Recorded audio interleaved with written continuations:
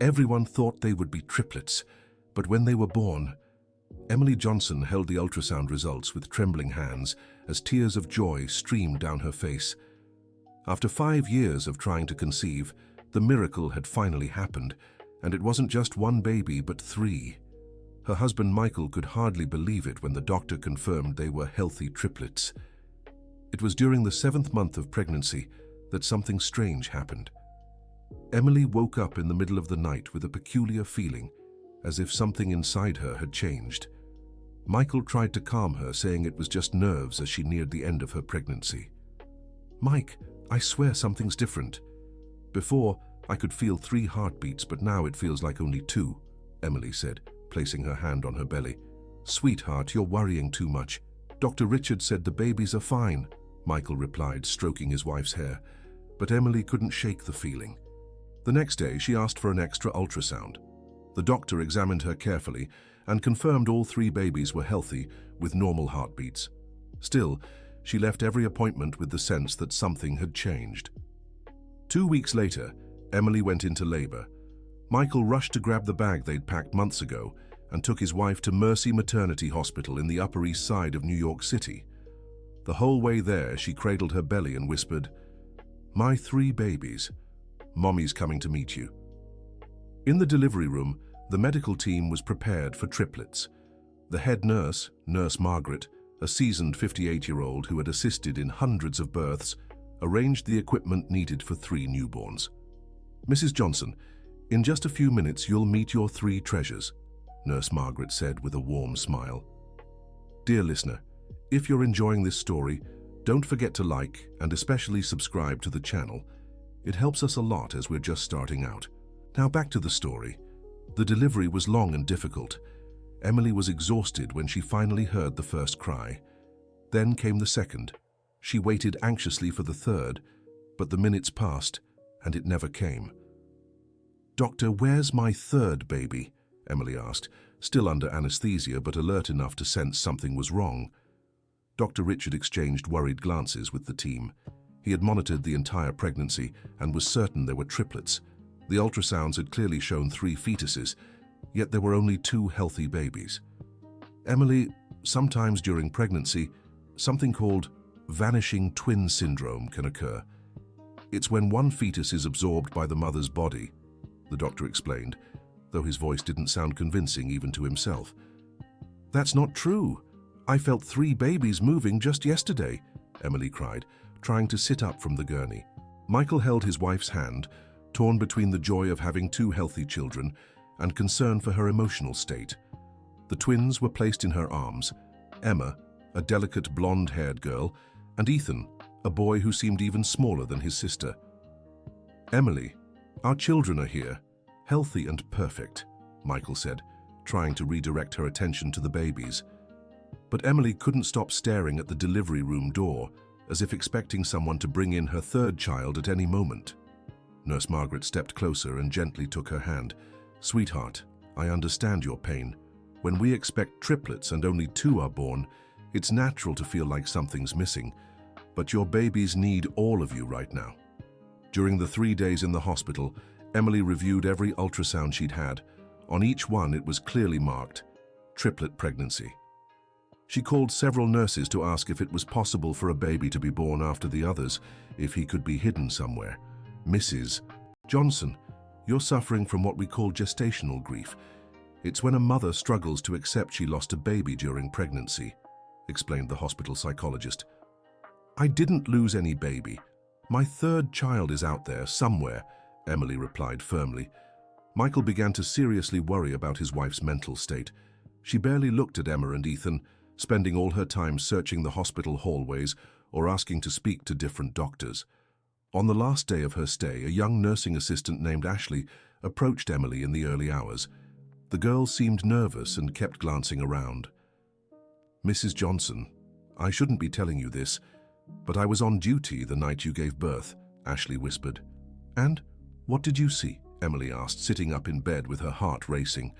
"I saw 3 babies being born. I'm sure of it. But one of them was quickly taken to another room. They said it was standard procedure, but I'd never seen that before." Emily gripped the young nurse's arm tightly. Are you sure about what you're saying? Yes, ma'am, and there's more. That same night, another woman gave birth here at the hospital, a young black woman alone. She had complications, and the baby needed special care. Emily's heart pounded. Finally, someone was confirming what she'd always known. Her third baby had been born and was alive somewhere. Where can I find this woman? Emily asked. I don't know, but I heard the nurses say she lived in the South Bronx on the outskirts, Ashley replied before quickly leaving. When Michael arrived the next morning to pick up the family, he found Emily dressed and holding a sheet of notes. Mike, I know where our third child is. A nurse told me everything. He was born but given to another mother, Emily said, her eyes shining. Emily, please, let's go home. Emma and Ethan need their mother. You're creating fantasies, Michael begged. They're not fantasies. Ashley saw everything. She works here. She has no reason to lie. The couple left the hospital in silence. On the drive home, Emily held the twins, but her gaze was lost out the window. Michael drove worriedly, unsure how to handle the situation. At home, while Michael tried to organize the nursery, Emily called every hospital in the area asking about births on the same date. Most receptionists said they couldn't share information about other patients. Mike, I need to go to the South Bronx to find this woman, Emily said 3 weeks after giving birth. You can't just go looking for a woman whose name you don't even know, Emily. And what about our kids? Emma's barely nursing properly because you're so distracted, Michael replied, losing patience. That night, while Michael slept, Emily left the house with only a note. Gone to find our third child. I'll be back when I do. Michael woke at 6 to the twins' cries and found his wife gone. Desperate, he called Emily's mother, Mrs. Parker, a 67-year-old woman who always stood by her daughter. Mom, Emily left in the middle of the night to look for a third baby she swears exists. I'm worried. She's not well, Michael said. Michael, my dear, I've known my daughter for 28 years. If she says there's another baby, there is. Emily's never been one to make up stories, Mrs. Parker replied firmly, but the doctors explained a fetus can disappear during pregnancy. And doctors can be wrong too, dear. Let me go after my daughter. You stay with the babies. Meanwhile, Emily walked through the streets of South Bronx, showing a photo of herself pregnant to anyone she met. Most people looked at her with pity, thinking she had mental problems. Around noon, an older woman selling pastries at the market looked closely at the photo and said, Miss, don't you look like a girl I saw at the health clinic a few weeks ago? She had a very fair-skinned baby, but she was dark. I thought it was strange. Where is this health clinic? Emily asked, her heart racing. Right down the street, very close to the public school. Emily ran to the clinic and managed to speak with a community health worker who knew all the families in the area. Oh, you must be talking about Jasmine. She's very young, must be around 19, lives alone with the baby in a room at the back of Mrs. Williams' house, the worker said. Where can I find her? Maple Street, 127. Blue house with a green gate. But miss, may I ask why you're looking for her? Emily made up a story about being a social worker and headed to the address. When she reached the blue house, her heart was pounding so loudly she could hear it. She knocked on the green gate several times until an elderly woman appeared. Good afternoon. Are you Mrs. Williams? I'm looking for a young woman named Jasmine, Emily said. And who are you? The older woman asked suspiciously. I'm Emily. I need to speak with her about something very important, related to her baby. Mrs. Williams let Emily in and led her to a small room at the back of the house. There was a young black woman, thin, who looked much younger than her 19 years. In her arms, a fair-skinned baby slept peacefully. When Emily saw the baby, her legs nearly gave out. He looked just like Emma and Ethan. The same hair color, the same face shape, the same delicate features. Jasmine, Emily called out, her voice choked. The young woman looked up and seemed to recognize Emily from somewhere. Weren't you at Mercy Maternity Hospital on the 15th? Jasmine asked hesitantly. Yes, I was. And so were you. What can you tell me about your baby? Jasmine began to cry and told a story that broke Emily's heart.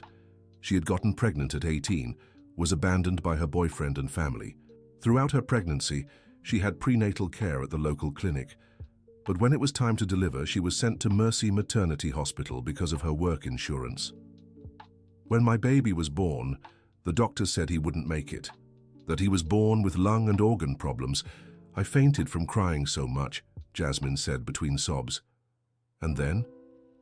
When I woke up, a nurse brought me this baby, saying he had miraculously survived and was healthy, but I knew something was off. Why?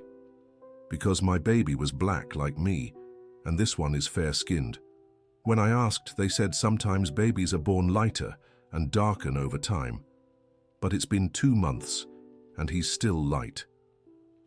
Emily sat beside Jasmine and gently held her hand. Jasmine, I need to tell you something. I'm the mother of twins born the same day you delivered, but I was expecting triplets. During delivery, only 2 babies were born.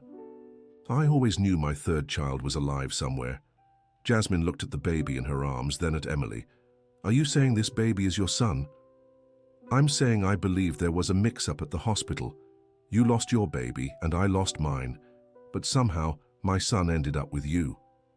The 2 women sat in silence for a few minutes, each processing the situation. Mrs. Williams, who had heard the whole conversation, stepped closer and said, "Girls, you need to find out the truth. This child deserves to know who her real parents are." Dear listener, if you're enjoying the story, take a moment to like and especially subscribe to the channel. It helps us a lot as we're just starting out. Now continuing. Jasmine was in shock. For 2 months she had raised that baby as her own, but she always felt something didn't fit. It wasn't just the skin color, it was the way he looked at her, as if he knew she wasn't his biological mother. "If you're right, where is my baby?" Jasmine asked, her voice breaking. Emily felt her stomach twist. If she was right about the mix-up, it meant Jasmine's baby had truly passed away, just as the doctors had initially said. "Jasmine, I think your baby didn't make it, like the doctors told you. Someone must have switched the babies to spare you more pain." Jasmine clutched the baby to her chest and began sobbing desperately. "So my son is really gone, and I spent 2 months caring for someone else's child without knowing? Don't think like that. You saved my son's life. If he had stayed at the hospital with no one to care for him, I don't know what would have happened," Emily said, also crying. Mrs. Williams served them tea and helped them calm down. After half an hour of talking, they decided to return to the hospital together to sort everything out. On the way, Emily called Michael, telling him where she was and asking him to meet them at the hospital with Emma and Ethan. "Emily, you can't just take a child that isn't ours. That's kidnapping," Michael shouted over the phone. "Michael, he is our son. Please trust me this once. Bring the twins and let's settle this for good." When they arrived at Mercy Maternity Hospital, Michael was already waiting in the parking lot with the babies. When he saw Jasmine holding a child who looked like a twin to Emma and Ethan, he nearly fainted. "My God, Emily, he looks just like our kids," Michael murmured. "Because he is our son, Mike, and this is Jasmine, who took care of him when the doctors made the switch." The 4 of them entered the hospital, asking to speak with Dr. Richard. After an hour of waiting, the doctor received them in his office. When he saw Jasmine with the baby, his expression changed completely. "Doctor, we want to know the truth about what happened on the night of the 15th, Emily said firmly. "I don't understand what you mean," the doctor replied nervously. Michael placed Emma and Ethan side by side with the baby Jasmine was holding. It was impossible to deny the 3 were siblings. "Doctor, this baby looks exactly like my children. We want a DNA test to prove he's the 3rd triplet," Michael said. Dr. Richard turned pale and excused himself to make a call.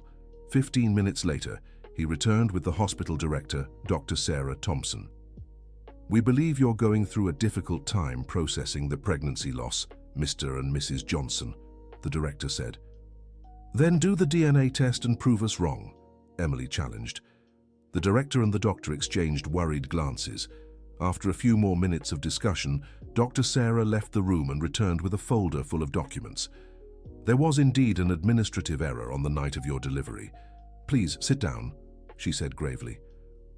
What the director revealed next shocked everyone. On the night of the birth, there had been an issue with the baby identification system. Jasmine had indeed lost her son minutes after birth, just as the doctors had predicted.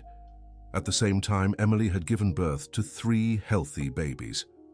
A nursing assistant, seeing Jasmine's grief, made a decision that would change all their lives. She recorded that one of the triplets had been born with severe complications and hadn't survived. Then she handed the healthy baby to Jasmine, saying that by some miracle he had recovered. The employee meant well, but she committed a serious misconduct. She falsified documents and caused this whole situation, explained the director. "Where is this employee now?" asked Michael.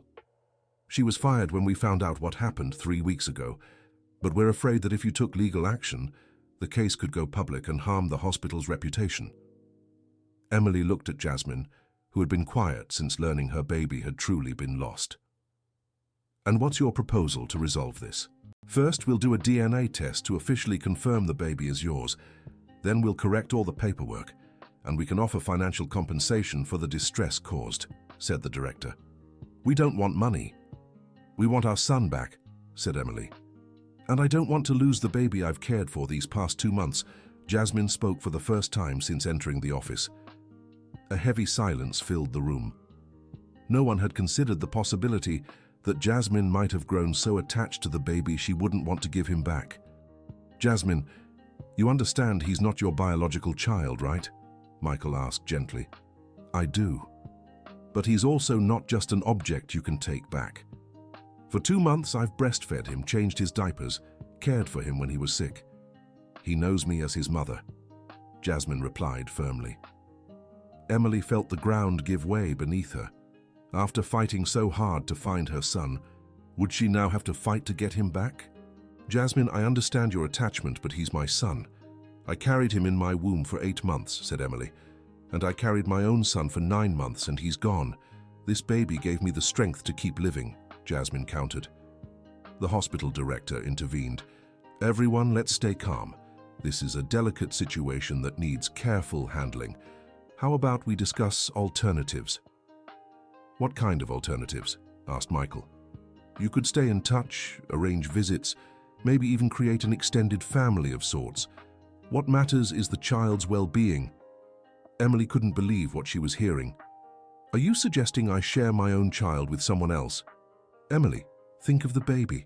Suddenly separating him from the only mother he knows could be traumatic," argued the director. Jasmine rocked the baby in her arms as tears streamed down her face. "I'm not a bad person. I know he's not my biological child. But I also can't just hand him over and never see him again." Michael looked at the twins in the stroller and then at the baby in Jasmine's arms. It was clear the 3 were siblings. How could they separate triplets who had already spent 2 months apart? "What if we do it this way? Jasmine keeps caring for the baby, but we also become part of his life," Michael suggested, surprising everyone. "Michael!" Emily exclaimed. "He's our son." "Emily, look at the situation we're in. Jasmine cared for our son when we needed it. She's not our enemy. Maybe together we can make something good out of this tragedy." Jasmine looked at Michael in surprise. "You'd do that? Even knowing he's your biological child?" "If it's best for him, yes. And listen, you've lost so much in this too. I think we all deserve a chance to be happy." The director was relieved by the turn in the conversation. "You could start with regular visits and see how it goes. What matters is that the child grows up surrounded by love." Emily was torn between anger and admiration for her husband's generosity. Part of her wanted to take her son and leave, but she also saw the genuine love Jasmine had for the child. "Jasmine, can I ask you something?" said Emily. "Go ahead." "When you look at him, what do you feel?" Jasmine thought for a moment before answering. "I feel love, and I feel like I need to protect him. Even knowing he's not my biological son, I still feel like it's my responsibility to care for him." "And wouldn't you want to have your own biological children someday?" "I would, but that doesn't take away what I feel for this baby." Emily took a deep breath and made a decision that surprised even herself. "Okay, let's try this, but with conditions." "What conditions?" Michael and Jasmine asked at the same time. "First, he needs to always know he has 3 parents. me, Michael, and you, Jasmine. Second, we want to be part of all the big decisions about him. Third, Emma and Ethan need to grow up knowing their brother. Jasmine agreed immediately. I accept all the conditions. And can I add one? I want to help take care of Emma and Ethan too. After all, they're siblings to the baby I love. Michael smiled for the first time in weeks. I think this whole mess might turn into something beautiful. The hospital director arranged all the necessary tests and corrected the paperwork. The DNA test confirmed what everyone already knew. The baby was indeed Emily and Michael's son. After much discussion, they decided to name the boy Noah, which means messenger of God. Jasmine said it was the perfect name because he had been a messenger who brought a new family into her life. In the months that followed, they settled into an unprecedented routine. During the week, Noah stayed with Jasmine in the South Bronx. On weekends, he stayed with Emily and Michael, along with Emma and Ethan. Jasmine also spent some days at the couple's home, helping care for all three babies. At first, the situation caused some tension. Emily still felt jealous when she saw Noah more attached to Jasmine. Michael sometimes struggled with understanding everyone's exact role in the children's lives. Sometimes I wonder if we're doing the right thing, Emily told Michael one night when Noah had cried endlessly because he wanted to go back to Jasmine. Emily, look how happy Emma and Ethan are when they're with their brother. And see how Noah smiles when he sees us. I think we're building something special. Dear listener, if you're enjoying the story, don't forget to like and subscribe to the channel. It really helps us who are just starting out. Now back to the story. Over time, the family dynamic adjusted naturally. Mrs. Parker, Emily's mother, embraced Jasmine as a second daughter. Mrs. Williams, who had taken Jasmine in, started visiting Emily and Michael's home often, helping with the kids. Never in my wildest dreams did I think at 67 I'd have 3 grandkids at once and gain a new daughter too, Mrs. Parker said, laughing as she played with the children. Encouraged by Emily and Michael, who paid for her tuition, Jasmine began studying education. She said she wanted to better understand how to help children grow up healthy and happy. Jasmine, you have a gift for this. The kids adore you, Emily said one day, watching how the 3 babies calmed down when she sang. I learned by doing. When you lose a child and get another to care for, you develop a strong maternal instinct. The triplets' first birthday was celebrated with a party that brought both families together. Neighbors and friends who didn't know the story were confused, trying to figure out how everyone was related. But the children were radiant. Noah took his first wobbly steps between Emily and Jasmine. Emma and Ethan tried to copy him, creating a scene that moved everyone present. Look at them all 3 together again, Michael said, his eyes misty. It's like they were never apart, Jasmine agreed. When the children turned 2, it was already clear that there was no difference in how they were treated. Noah called Emily Mommy M, Michael Daddy Mike, and Jasmine Mommy Jazz. Emma and Ethan also called Jasmine Mommy Jazz and treated her with the same affection they showed their biological parents. Mommy Jazz, tell us a story, Emma would ask every night before bed. Mommy M, make food, Ethan would ask when he was hungry. Daddy Mike, play ball, Noah would ask when he wanted to have fun. The division of responsibilities had become natural. Jasmine had a special talent for calming the children and getting them to eat. Emily was the one who organized their routine and handled medical matters. Michael was in charge of playtime and outings. Twice a year, the whole family traveled together to the beach. These were special occasions where the children could play freely, while the adults talked about how they were handling their unusual situation. Sometimes I still can't believe we turned a tragedy into a blessing, Emily said during one of these trips, watching the children play in the sand. It's because we chose to put the children's love above our pride, Jasmine replied. And because we understood that family isn't just about blood, it's about who cares for you with love, Michael added. By the children's 3rd birthday, they fully understood their story. When someone asked about their family, they answered naturally. Mommy M and Daddy Mike made us in their tummy. Mommy Jazz took care of Noah when he was a baby. Now we're one big family, Emma explained. Noah is my twin brother, but he was away for a while, Ethan said. I have 2 mums and 1 dad. How about you? Noah would ask other children. The family's story reached the ears of a psychologist specializing in unconventional families who asked to study their case. She was impressed by the children's emotional development and the harmony among the adults. "You've created a unique model of a multi-parental family that should be studied and replicated," the professional said after observing their routine for a few months. "It wasn't planned. It just happened," Emily replied. "Maybe that's why it worked. You didn't follow rules or manuals, you followed your hearts." When the children started school, the teachers were initially confused by their family situation. There were 3 different guardians who could pick up each child, 3 emergency phone numbers, and 3 opinions that needed to be considered. At first, the school was a little resistant. "They didn't know how to handle our family," Michael shared during a parent-teacher meeting. "But when they saw how happy and well cared for the children were, they realized what matters is the result," Jasmine said. Emma, Ethan, and Noah's teacher became one of their biggest advocates. "I've never seen children so emotionally secure.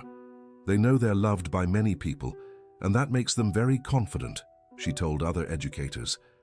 At 4 years old, the children went through a phase of deeper questions about their story. "Mommy Jazz, why aren't you our real mum if you take care of us just like Mommy M?" Noah asked one afternoon. Jasmine knelt to his level and gently explained, "Sweetheart, there are 2 kinds of mums, the mum who helps the baby grow in her tummy, and the mum who loves and cares for you every day. You're very lucky because you have both." "What about my first baby who went away?" Noah asked, knowing Jasmine had lost a child. "He's watching over you from heaven. He asked God to let you stay with me so I wouldn't be sad." Emma hugged Jasmine tightly. "Mommy Jazz, you're not sad anymore because you have us now." "That's right, my love. You fill my heart with joy every day." Ethan, always the most observant of the 3, asked a question no one expected. "If you weren't friends, would Emma, Noah, and I have been separated forever?" Michael, who was listening to the conversation, came closer and replied, "Ethan, what matters most is that we chose to be a family. Even when things got tough, we never thought of giving up on each other." "Because you love us more than you fight?" Emma asked. "Exactly," answered Emily, who had just arrived from work. "Our love for you is bigger than any problem." On the children's 5th birthday, the family decided to throw a special party to also celebrate 5 years of their unexpected union. They invited Ashley, the nursing assistant who had alerted Emily about the baby mix-up. "If I hadn't spoken up about what I saw that night, you would never have found each other," Ashley said tearfully. "You were an angel in our lives," Emily replied, hugging the young woman. "And look how beautifully everything turned out. The kids have 3 parents who love each other, 2 grandmothers who adore them, and a unique story to tell." During the party, Mrs. Parker approached Jasmine and said, "Sweetheart, I want you to know you've given me not just a special daughter-in-law, but also helped me see my daughter happier than I ever imagined. Mrs. Parker, you gave me the family I never had. My parents rejected me when I got pregnant, but you welcomed me as your own. That's what families do. They grow to make room for more love." By age 6, the children began showing very distinct personalities. Emma was the natural leader, always organizing games and looking after her brothers. Ethan was the most sensitive, noticing when an adult was sad and offering hugs. Noah was the most adventurous, constantly inventing new mischief. "It's amazing how each of them has such unique traits," Michael observed during a family dinner. "Emma got my organizational skills," Emily said with a laugh. "Ethan has a heart as big as yours, Jasmine," Michael added. "And Noah has your courage to face challenges, Michael," Jasmine said. "Honestly, I think they got the best of all of us," Emily concluded. The children listened, and Emma declared, "We're special because we have 3 parents to teach us different things. I learned to cook with Mommy Jazz, to study with Mommy M, and to play ball with Daddy Mike," Ethan said. "And when we need a hug, we have 3 hugs," Noah added. That same year, Jasmine graduated with a degree in education and was invited to work at the children's school. The principal said she'd never seen someone with such a natural way with young children. "Jasmine, you have a special sensitivity. Kids trust you instantly," the principal said. I've learned that every child needs to feel loved and protected. When you give them that, they're free to learn and grow. At work, Jasmine often used her own family experience to help other families going through tough times. "Miss Jasmine, my parents are splitting up. I'll have to choose who to live with," a 7-year-old student confided. "Sweetheart, family isn't about where you live, it's where you're loved. You can be loved in 2 different places, and that's okay," Jasmine replied warmly. "How do you know that?" "Because I live in a family where 3 different people love and care for me. Every kind of love is special and important." By age 7, the children were fully settled into their family routine. During the week, they stayed with Jasmine after school. On Thursdays, Emily left work early to pick them up. On weekends, the whole family gathered for activities together. "Mommy M, when I grow up, can I have a family just like ours?" asked Noah one afternoon. "Son, you can have whatever family you want. What matters is choosing people who truly love you," replied Emily. "I want to have 3 kids too, just like you have us 3, said Emma. "And I want to adopt a child who doesn't have a mom or dad, just like Mommy Jazz did with me," said Ethan, who still didn't fully understand the family's story. Jasmine was moved by Ethan's words and explained again how everything had happened, but for the kids, the details didn't matter. What mattered was that they felt loved and safe. On the children's 8th birthday, the family received an unexpected visitor. It was the social worker from the hospital, who had switched the babies 8 years earlier. She had searched for the family for months to ask for forgiveness. "I know I can't undo what I did, but I wanted you to know I never stopped thinking about you," said the woman with tears in her eyes. "What you did caused a lot of pain at first," replied Emily. "But look at the result. Maybe, without realizing it, you helped create something beautiful. Do you forgive me?" Michael, Emily, and Jasmine exchanged glances and answered together, "We forgave you a long time ago." The woman cried with relief and said she had never been able to work in healthcare again after what happened. She lived with guilt and regret. "You made a mistake, but your intention was good. And look, from your decision came a family that works better than many conventional ones," said Jasmine. "Are the children happy?" "Very happy. Would you like to meet them?" Emma, Ethan, and Noah were introduced to the woman who had changed the course of their lives. They treated her with the same kindness they showed any guest. "Auntie, did you know us when we were babies?" asked Emma. "I did, sweetheart, and you were beautiful even back then. Mommy Jazz says we brought joy to her life. Were you happy too when you met us?" asked Noah. The woman couldn't hold back her tears and answered, "So very happy, my love. You've brought joy to so many people." Before leaving, the social worker left a gift for each child. 3 books about different families, showing there's no single model for what makes a family. "So you'll always remember that love is what makes a family special," she said. By age 9, the kids were known at school and in the neighborhood as the Triplets with 3 parents. Far from being embarrassing, it made them proud of their story. "Teacher, can I talk about my family for the presentation on different kinds of families?" asked Ethan during class. "Of course, Ethan. Your family is a perfect example of how love can take many forms." During the presentation, the 3 siblings took the stage and told their story with simplicity and joy. "Our family started with a mix-up at the hospital," said Emma. "But it turned into something really great," continued Noah, "because our parents chose to love each other instead of fighting," Ethan concluded. The audience gave them a standing ovation, and many parents left reflecting on how their own families could be more loving and united.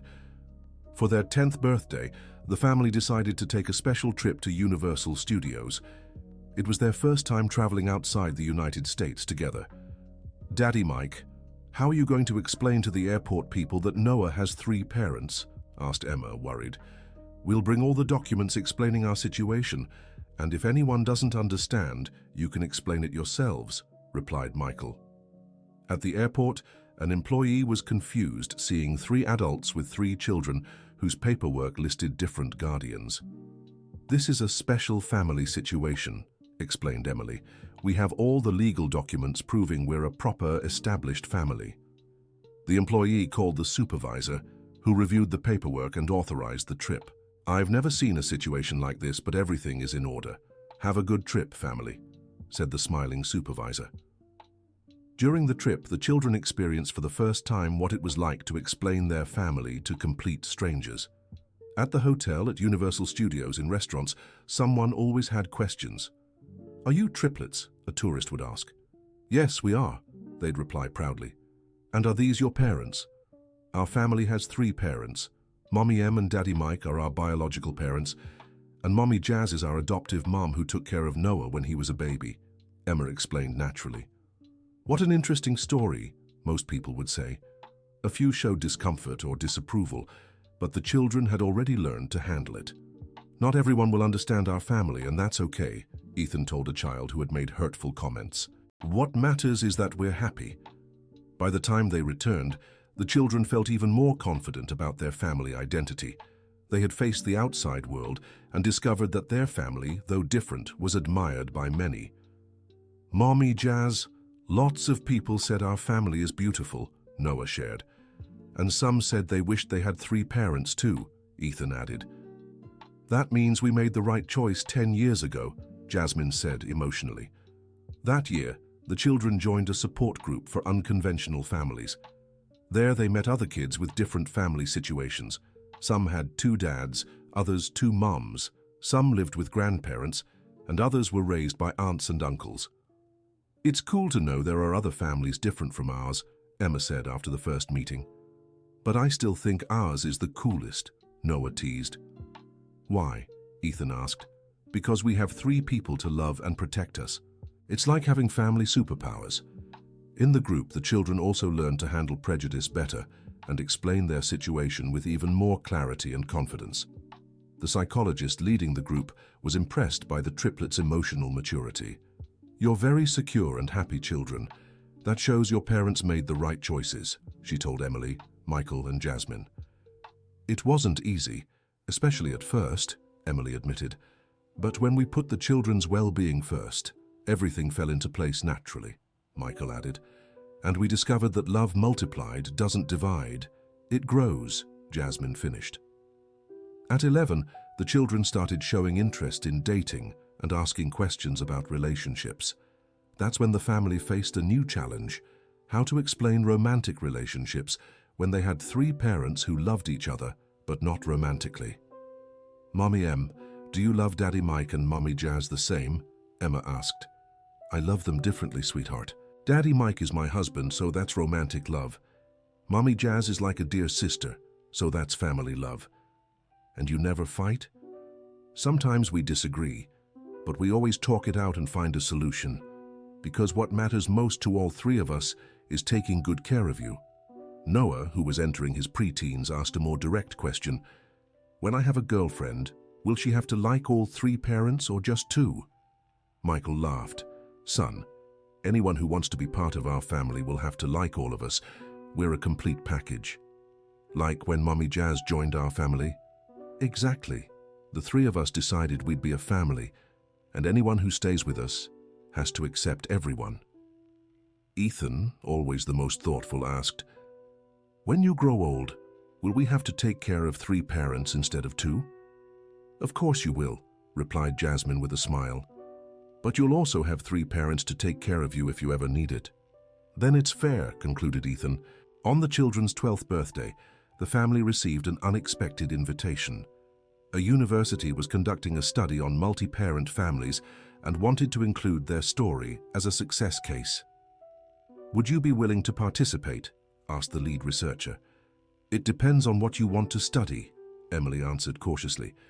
"We want to understand how a family dynamic with 3 caregivers works and how it affects the children's development."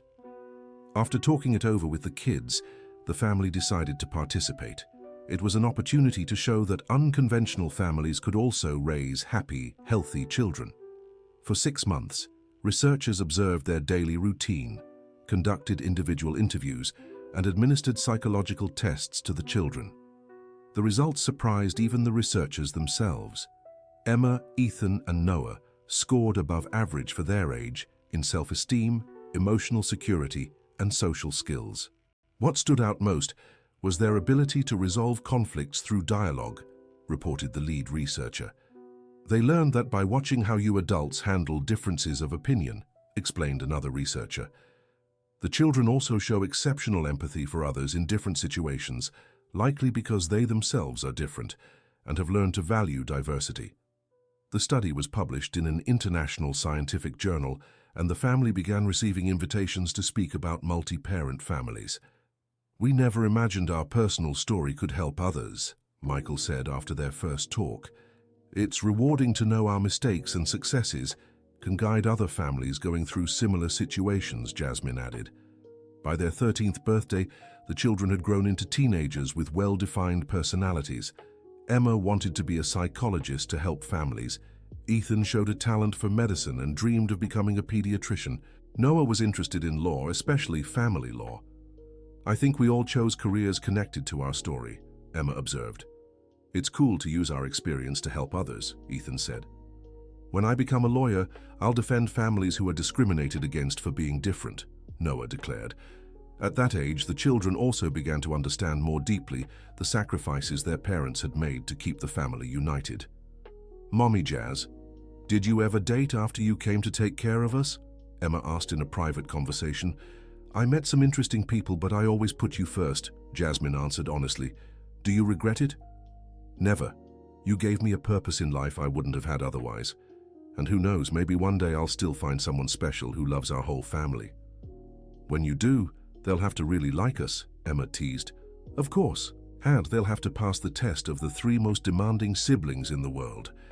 Michael also faced questions from the kids about his decision to share Noah with Jasmine. "Daddy Mike, were you ever jealous of Mommy Jazz?" Noah asked. "At first, I admit I was. It felt strange seeing my son call someone else Mom.